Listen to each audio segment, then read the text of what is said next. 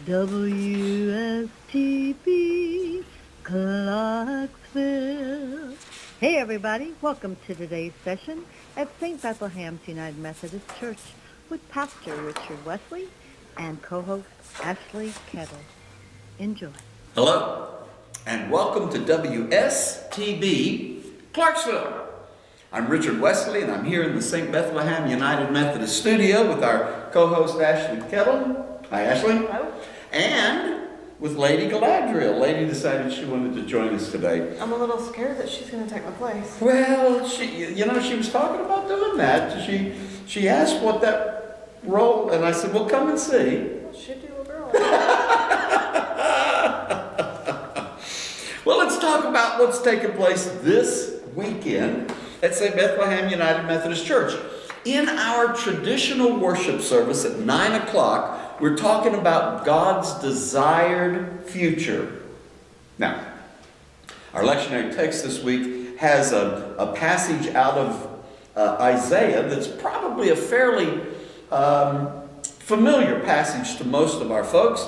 It is that passage that opens up with the comment, "Ho, everyone who thirsts, come to the waters, and you that have no money, come, buy and eat." Now that's curious. You that have no money, come, buy and eat. Come, buy wine and milk without money and without price. So the verse goes on, and it stimulates, especially modern folks like us, it stimulates our curiosity. How does that happen? How would we ever do that? If this is God's preferred future, and Sunday morning we'll look at the prophets because they all point back to this. But God says in this passage, my thoughts are not your thoughts. And the way you think, that's not how I think. This is my preferred future. There you go. Wow. Whether you think it's rational or makes sense or not, your thoughts are not my thoughts.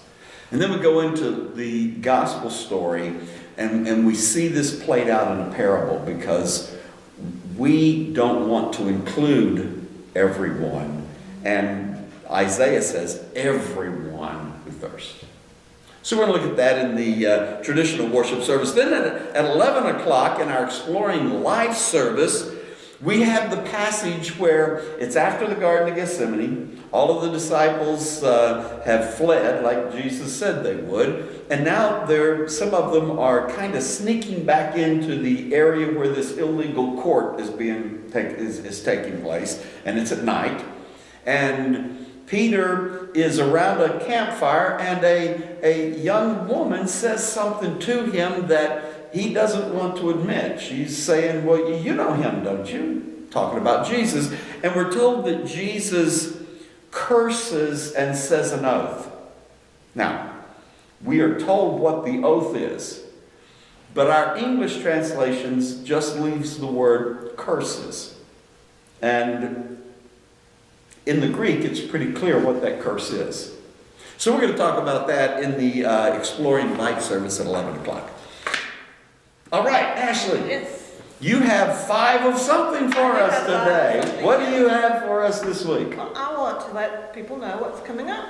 This week we are the award-winning... That's right. Yep. The news fella. There you go. Yeah, I think he's backwards. He's got a little punch. No, Oh. okay.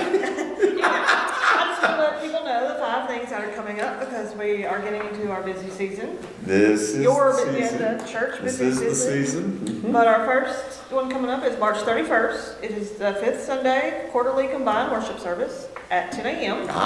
Yes. And 10 o'clock. 10 o'clock, and also be exchanging prayer partners if that's something you would like to do. And I know a lot of people are really blessed by that. Yes. It's a great ministry.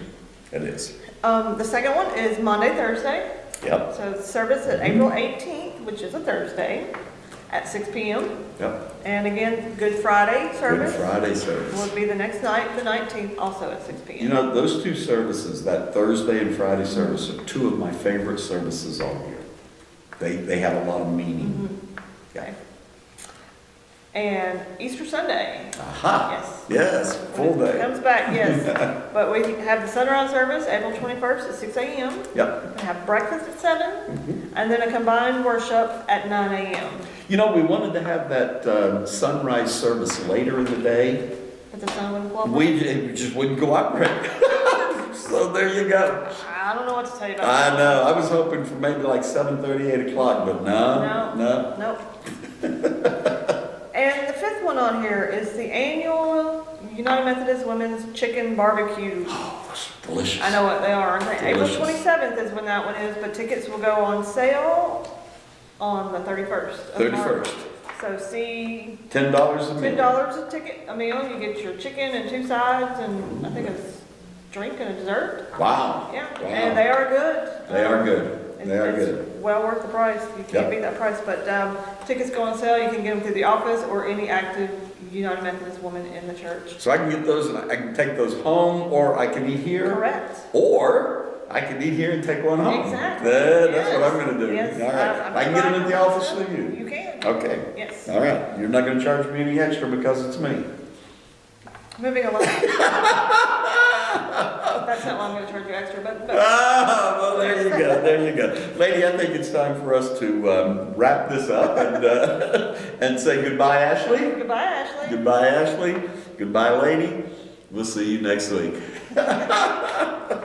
Yeah, those barbecue dinners are good. They are good. They're good. Yeah. I think Ronnie does. Ronnie does the Ronnie, chicken. yeah. And I do like to, I get one I eat here, then I like to get one and take Yeah, home. that's, I think Amy and I have done that. Yeah. Yeah, we've eaten here. Yep. I mean, $10 for that, that's I know. a heck of a lot of food. You can't, It's a half chicken, you yeah. can't, yeah, you can't eat out for that. Mm.